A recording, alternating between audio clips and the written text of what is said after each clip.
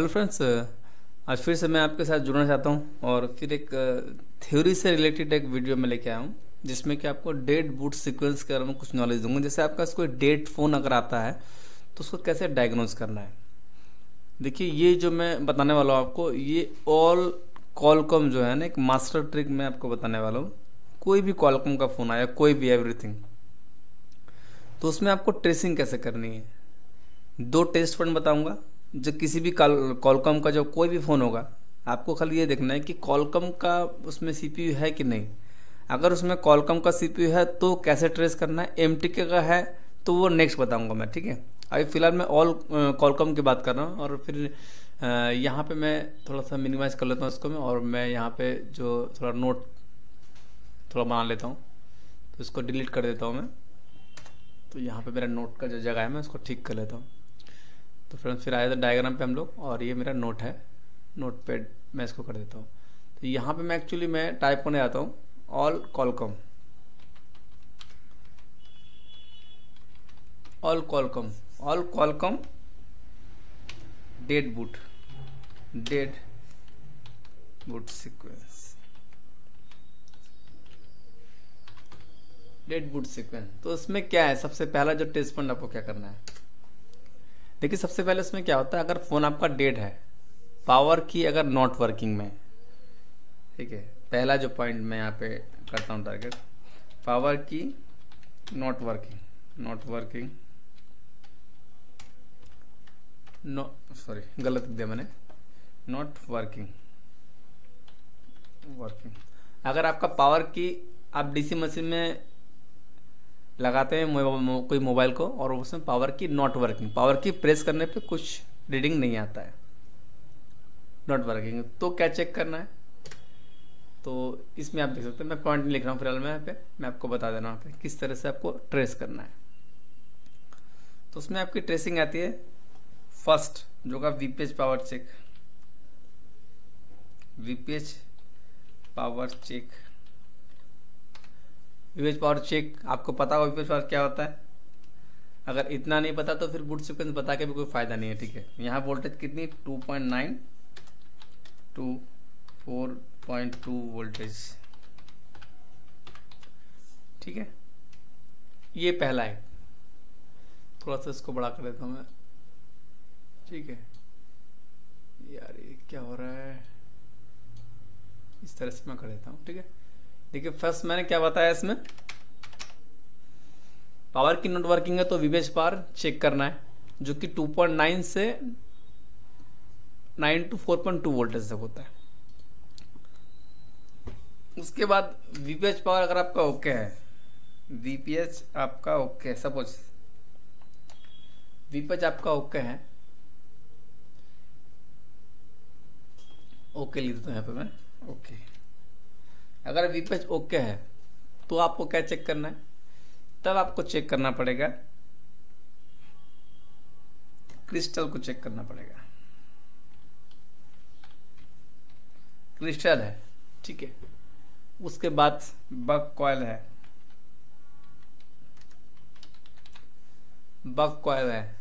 उसके बाद आपको बक सप्लाई है,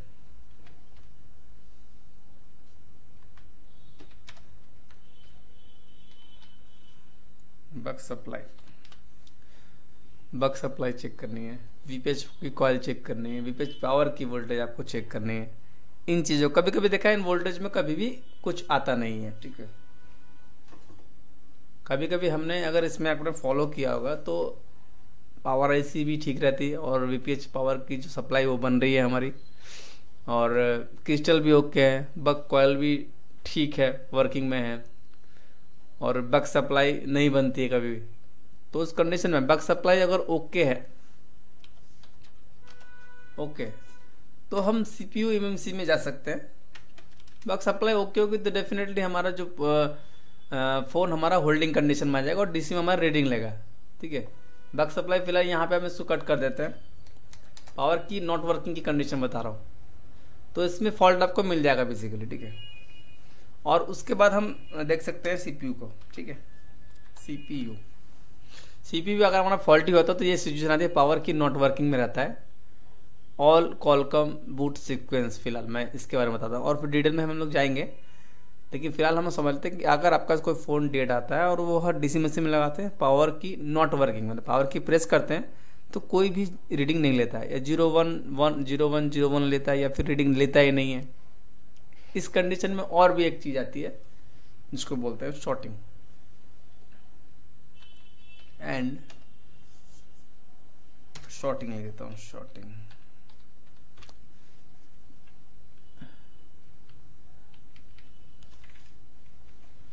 शॉर्टिंग हो सकती है इसमें, ठीक है, शॉर्टिंग की कंडीशन, ठीक है। तो इतनी चीजों को आपको चेक करना चाहिए पावर की नॉट वर्किंग में, ठीक है। फिर अगर क्या है, अब दूसरा पॉइंट अगर हम पकड़े तो पावर की प्रेस करने पे पावर की वर्किंग लिख देते हैं, वर्किंग, पावर की वर्किंग। अगर पावर की तो मैंने गलत लिख दिया, पावर की लिख दिया मैंने। तो यहां पे देखेंगे, आपने पहले कंडीशन में देखा पावर की नॉट वर्किंग है और यहाँ पावर की वर्किंग है। देखिए मैं एक बेस बताने की कोशिश कर रहा हूँ यहाँ पे, एक नॉर्मली बेस, आपका डायग्राम नहीं सपोज तो जो चीजें चेक करनी है मैं थोड़ा उसके बारे में एक्सप्लेन, उसके बाद हम लोग स्कीमेटिक डायग्राम को देखेंगे कि कैसे क्या काम करना है। पावर की यहाँ वर्किंग करती है और यहाँ पे रीडिंग आपके समझ लीजिए, यहाँ पे आपको नॉर्मल आपकी भी अगर रीडिंग आती है, पावर की वर्किंग है, पावर की आप 2 3 5 जो भी ले, तो उसमें क्या है, अगर वर्किंग कंडीशन में है तो इसमें वीपीएच जो है ओके होगा, वीपीएच ओके है। पावर की वर्किंग तो वीपीएच इसमें ओके है, तभी पावर की हमारा वर्किंग है, ओके।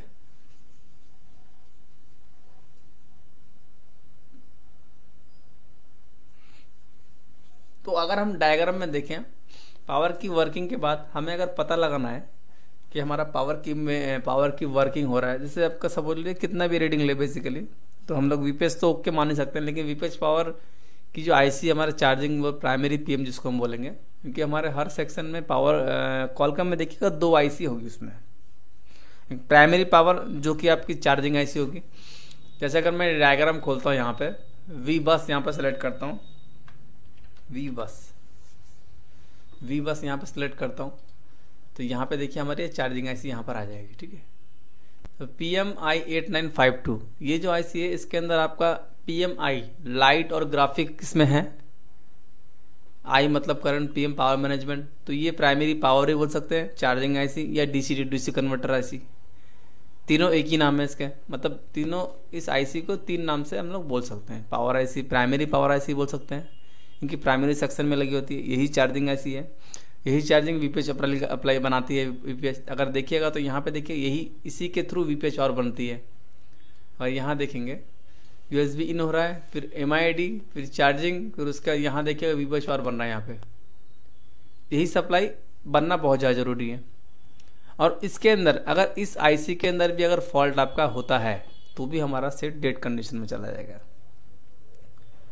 रीडिंग कितनी भी ले, रीडिंग के बारे में ज़्यादा डिटेल में नहीं जाऊंगा क्योंकि सेक्शन काफ़ी बड़ा हो जाएगा। रीडिंग के ऊपर अलग से एक वीडियो बनाएंगे तो शायद में भी पॉसिबल होगा, लेकिन रीडिंग को लेके बनाने से बहुत टाइम लग जाएगा। तो फिलहाल हम अगर हमारा पावर की वर्क कर रहा है फिर भी हमारा सेट डेड कंडीशन में, अब सपोज 30-40 ले रहा है या फिर 20-30 ले रहा है इस तरह से, तो फिर हमें क्या करना है, तो आईसी को चेक करना पड़ता है हमारी, ठीक है। अब आईसी में क्या चेक करना है, पहले हमें ये कंफर्म करना है कि हमारी चार्जिंग प्राइमरी जो आईसी वो ओके है कि नहीं। तो इसके अंदर कुछ टेस्ट पॉइंट होते हैं, कैसे चेक करना है देखिए। इसके अंदर देखिए यहाँ पे देखिएगा, जैसे इसमें सिस्टम ऑन है, इस आईसी का एक टेस्ट पॉइंट है सिस्टम ऑन, यहाँ पे 5 वोल्ट मिलना चाहिए, तो इस आईसी को हम ठीक मान सकते हैं। वीपीएच तो बन रहा होगा जो कि पहले आपने चेक किया पावर की वर्किंग कंडीशन में, इसका मतलब वीपीएच हमारा ओके होगा।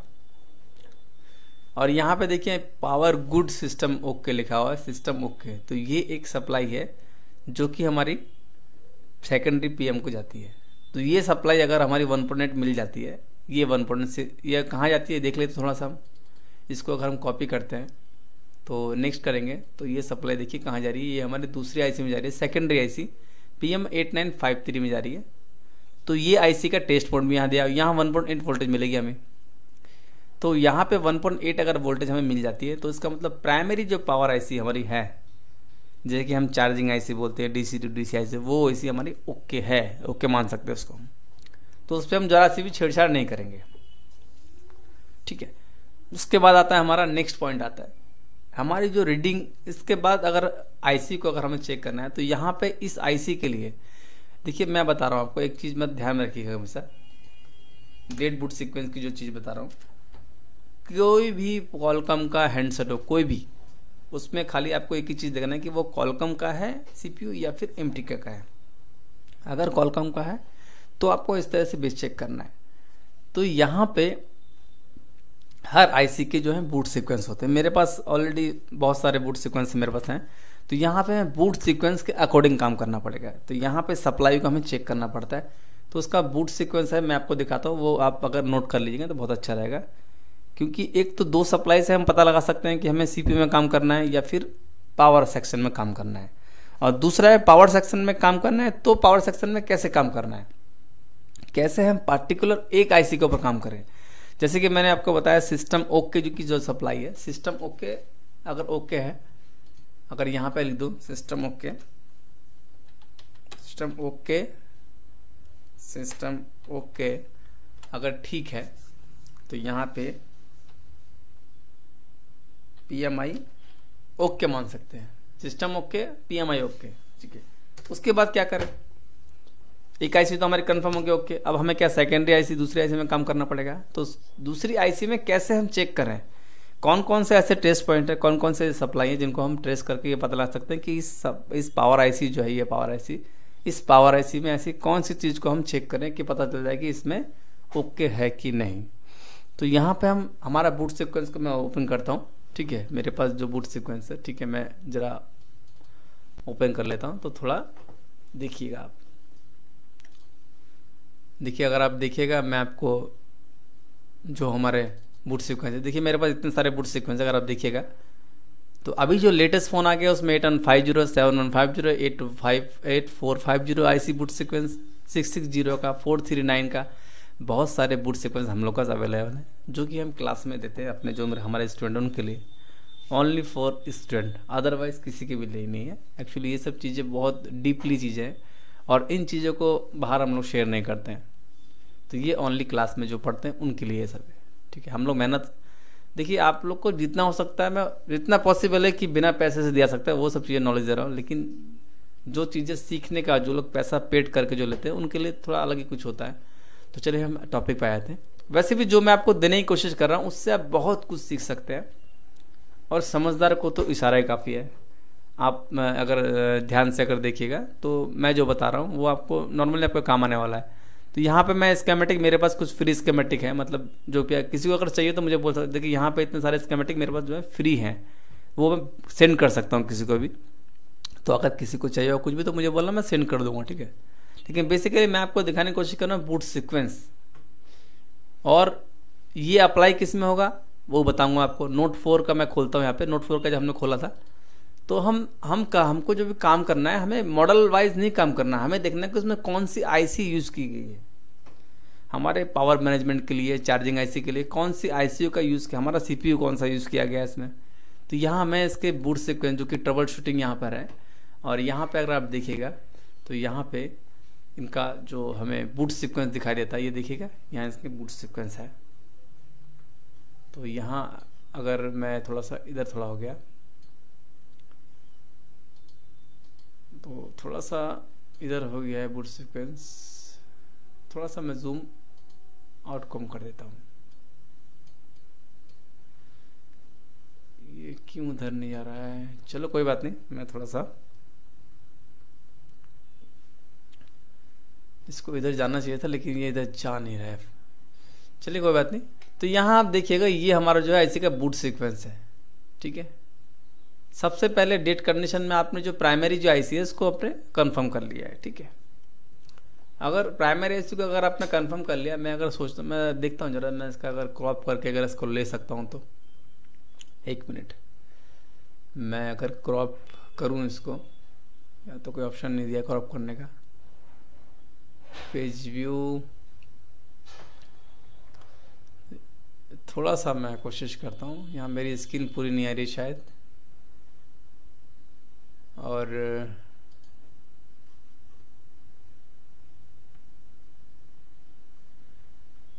शायद जूम करना पड़ेगा, चलो कोई बात नहीं, दिखाई दे रहा है अभी। तो यहाँ आप देखिएगा, यहाँ कीपैड पावर एन बोल के लिखा हुआ है, पावर एन और नॉट पॉन। तो यहाँ पे हमारी जो L5 की सप्लाई है, देखिए सप्लाई के बहुत सारे नाम होते हैं, मैं आपको अगर दिखाऊंगा। देखिए यहाँ पे लिखा है सबसे पहले पावर आईसी, हम अगर पावर की को प्रेस करते हैं किसी भी फ़ोन के क्वालकॉम के, तो यहाँ हमारा जो है कीपैड पावर ऑन करने पे ये जो बेस बता रहा हूँ मैं आपको 8952 मैं लिख देता हूँ यहाँ पे, जिसमें आपका कॉम्बिनेशन है, इसमें PMI 8952 लगा हुआ है, जिसमें PMI 8952 लगा है, या PM 8953 IC। जिस बोर्ड में ध्यान से सुनेगा, ये बहुत इंपॉर्टेंट बात बताने की कोशिश कर रहा हूँ मैं आपके पास समझ में। अभी तो नोट 4 का बता रहा हूँ, लेकिन उसमें देखना है कि आईसी कौन सी लगी है उसके अंदर में। तो आईसी यहाँ पे क्या लगी है, आईसी यहाँ पे लगी हुई है PMI 8952, और उसकी कॉम्बिनेशन जो आईसी दूसरी है वो है PM 8953। एक PMI है जो कि करंट बनाती है और दूसरी को करंट प्रोवाइड करती है। फिर दूसरी PM क्या करती है, वो power management, main power management, जो कि हमारे CPU व अदर सेक्शन को IO वोल्टेज वगैरह जो भी हमारे जो लोअर और हायर वोल्टेज है उसको वो डिवाइड करके अदर सेक्शन में डिवाइड करती है, प्रोवाइड करती है सर। तो यहाँ पे ये जो आईसी है ये बहुत इंपॉर्टेंट चीज़ है। ये आईसी किसी भी मदरबोर्ड में अगर लगी हुई है तो इसका ये बूट सीक्वेंस यही काम करेगा, ठीक है। तो यहाँ पावर की को जो हम प्रेस करेंगे तो सबसे जो पहले जो हमारा स्विचिंग सप्लाई जो हमारा एक्टिव होता है वो है हमारा S4 वीरेज S4 की सप्लाई, जो कि 2.0 वोल्टेज बनती है, ठीक है। उसके बाद GPIO फंक्शन हमारा ऑन होता है, उसके बाद S4 बनती है।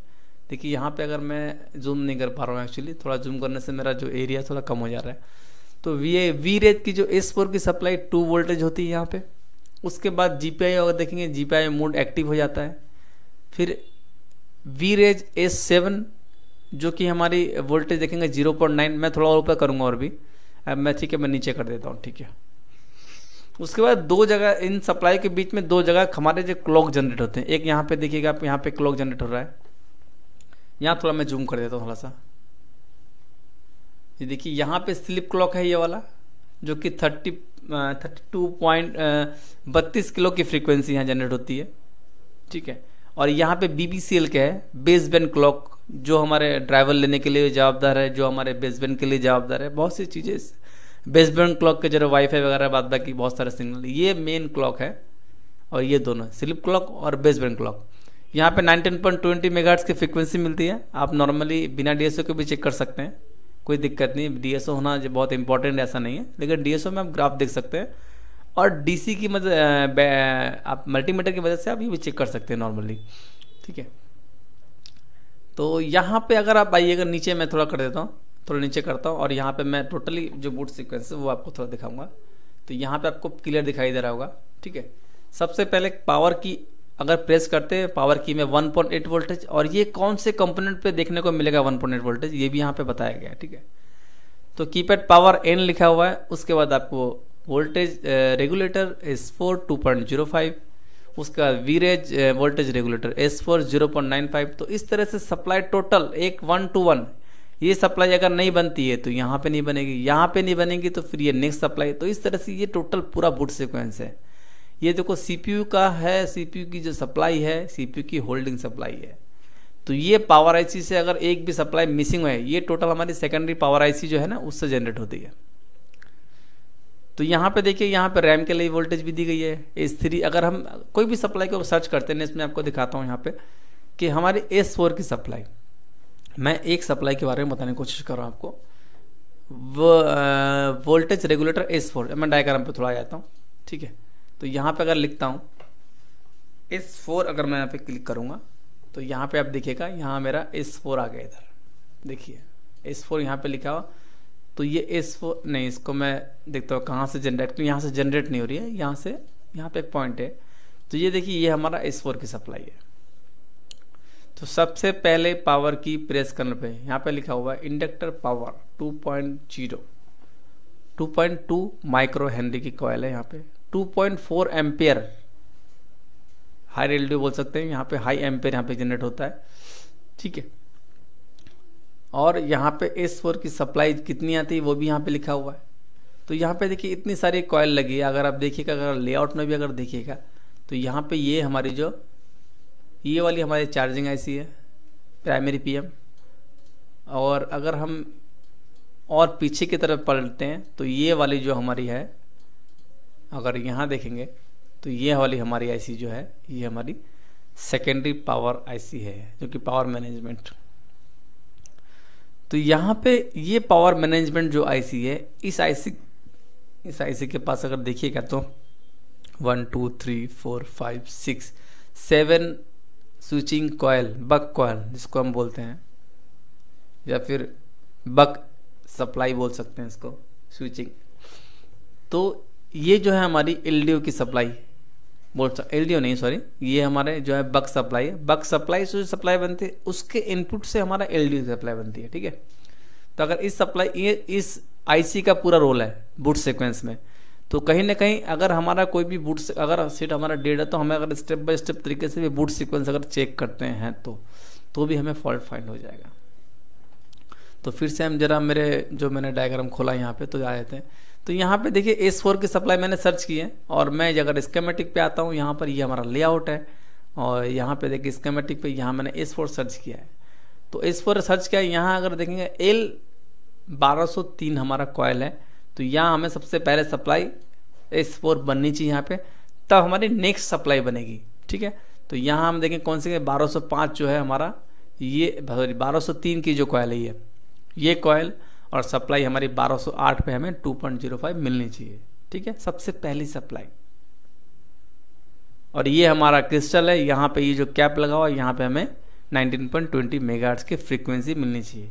अगर आपके पास डीएसओ नहीं है तो आप डिजिटल मल्टीमीटर से भी चेक कर सकते हैं। 0.3 से आपको 0.8 तक सप्लाई यहाँ पे मिल जाती है। इसका मतलब हमारा क्रिस्टल जो वर्क कर रहा है, बेसिकली फ्रीक्वेंसी में जो आता है ना उसमें भी आपको वोल्टेज मिल जाएगी, ठीक है। ठीक है, चलिए अब देख लेते हैं सप्लाई का क्या रोल है। देखिए अगर ये सप्लाई मिलती है तो ओके है। अगर ये सप्लाई हमें मिल जाती है जैसे पर 2.05 तो हम नेक्स्ट आएंगे। तो उसके बाद हम क्या चेक करेंगे, हम उसके बाद ये हमारे S7 की सप्लाई को चेक करेंगे, उसके बाद हमारी वीरेज S2 को चेक करेंगे, फिर S5, फिर L5। इस तरह से हमें स्टेप बाय पहले स्टार्ट से लेकर लास्ट तक। देखिए ये पॉन रिसेट, BBCL के पॉन रिसेट, अगर ये लास्ट सप्लाई हमारी बन जाती है 1.8 वोल्टेज पॉन रिसेट, ये पॉन रिसेट की सप्लाई अगर बन जाती है तो हमारे पावर सेक्शन को हम ओके मान लेते हैं। तो हम पावर सेक्शन में छेड़छाड़ नहीं करेंगे, ठीक है। और PS होल्ड अगर हमारा बन जाता है, ये हमारा CPU का सिग्नल है। CPU अगर PS होल्ड कर देता है सप्लाई को सब, तो हमारा कंप्यूटर में पोर्ट बनना चालू हो जाता है। तो बेसिकली मैं आपको बताने की कोशिश कर रहा हूँ, अगर आपको ये पता लगाना है कि पावर सेक्शन में फॉल्ट है या फिर CPU में फॉल्ट है, तो आपको ये दोनों जो लास्ट की सप्लाई है, मैं अगर यहाँ टाइप कर दूंगा, अगर पावर आईसी की आपको ये सप्लाई का पता चलती है पॉन रिसेट और हमारा PS होल्ड, ये दोनों सप्लाई में 1.8 वोल्टेज ही मिलेगा। अगर आप देखिएगा PS होल्ड यहाँ पे 1.8 और हमारा पॉन रिसेट 1.8। अगर ये सप्लाई जो हमारे क्या है, PM ओके लिख देता हूँ यहाँ पे, पॉन रिसेट ओके है मतलब PM ओके है हमारा, मतलब पावर सेक्शन हमारा ओके है। और PS होल्ड अगर ओके है तो हमारा CPU ओके है, CPU ओके। देखिए PS पॉन रिसेट हमें मिल जाता है तो हम पावर सेक्शन को ओके मान सकते हैं, क्योंकि ये जो 1.8 की सप्लाई है पॉन रिसेट N जो लिखा हुआ है, ये आपकी ये सप्लाई इतनी सारी बनेगी उसके बाद ही ये बनेगा। तो इसका मतलब ये सब रेडी होगा तब ये सप्लाई बनेगी, इसका मतलब पीछे का जो सेक्शन है पूरा ओके है। और उसके बाद अगर ये PS होल्ड बन जाता है तो हमारा क्या है, CPU भी ओके है। तो उस कंडीशन में हमारा पोर्ट बनना चाहिए कंप्यूटर पे। उसके बाद अगर आपकी eMMC UFS जो भी कुछ हो वो अगर ठीक है तो फ़ोन आपका ऑन हो जाना चाहिए। देखिए फिलहाल ऑन होने के लिए हमारी इतनी सारी रिक्वायरमेंट चाहिए। आप तो बोलेंगे कि बहुत सारी सप्लाई है जो कि बननी चाहिए, ज़रूर बननी चाहिए, लेकिन क्या है हमारे CPU की जो रिक्वायरमेंट अगर ओके हो जाती है, CPU की रिक्वायरमेंट अगर ओके हो जाती है तो वो फ़ोन को ऑन कर देता है। उसके बाद अगर आपका नेटवर्क नहीं आ रहा है, रिंगर नहीं बज रहा है, वाईफाई नहीं चल रहा है, उसके लिए अलग से फिर हमें बूट सीक्वेंस को देखना पड़ता है। उनके अलग अलग बूट सीक्वेंस है। तो यहाँ हम बात कर रहे थे डेट सीक्वेंस की। तो डेट सीक्वेंस में अगर कोई भी ऑल क्वालकॉम है, ऑल क्वालकॉम में यही सिस्टम अगर आपसे चेक कर सकते तो आपको काम करने बहुत जल्दी से आपका काम हो जाएगा।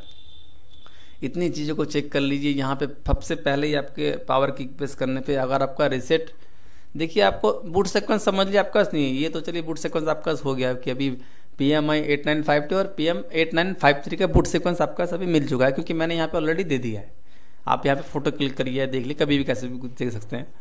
बात बाकी अगर आपके पास बूट सीक्वेंस किसी का नहीं होता है तो आप ये दोनों जो पॉन रीसेट जो दिखाई दे रहा है आपको, ये पॉन रीसेट और ये PS होल्ड, ये ऑलवेज हर फ़ोन का मिलेगा ही, मतलब हर फ़ोन का, मतलब हर क्वालकॉम फ़ोन में ये रहेगा ही। तो पॉन रीसेट अगर आपको मिल जाता है तो भी आपको एक आइडिया मिल जाएगा कि भाई चलो हमारा पावर सेक्शन में ही दिक्कत है। PS होल्ड अगर मिल जाता है तो फिर हमारा ये क्या हो गया, हमारा CPU क्या क्या, मतलब इसका जो दिक्कत हमारा बचा है CPU और eMMC की कम्युनिकेशन में दिक्कत हो सकता है, उनके रीसेट डाटा उनकी सप्लाई हो भी। देखिए इतनी सप्लाई ओके हो जाती है तो हमारा CPU की जो रिक्वायरमेंट है वो ओके हो जाती है, तो CPU पोर्ट बना देता है। उसके बाद अलग जो सेक्शन आता है हमारा, फिर भी डेटा सेक्शन, पोर्ट बन रहा है फिर भी डेटा है, तो उसका बाद हमारा eMMC का जो कम्युनिकेशन है CPU के साथ में, उसकी रिक्वायरमेंट भी हमें चेक करनी पड़ती है। तो उसके ऊपर हमें भी नहीं जाएंगे क्योंकि नहीं तो वो काफ़ी लंबा वीडियो बन जाएगा। लेकिन आप कमेंट करिएगा आपको और कौन से सेक्शन पे वीडियो बनानी है या कौन से सेक्शन पे आपको और भी थोड़ी नॉलेज चाहिए, तो मैं कोशिश करूंगा जहां तक हो सकता है। देखो ये बेसिक कॉन्सेप्ट है, ये दो सप्लाई के बारे में अगर पता चल जाए आपको, ये दो सप्लाई ओके है तो हम पावर सेक्शन CPU तक को ओके मान सकते हैं।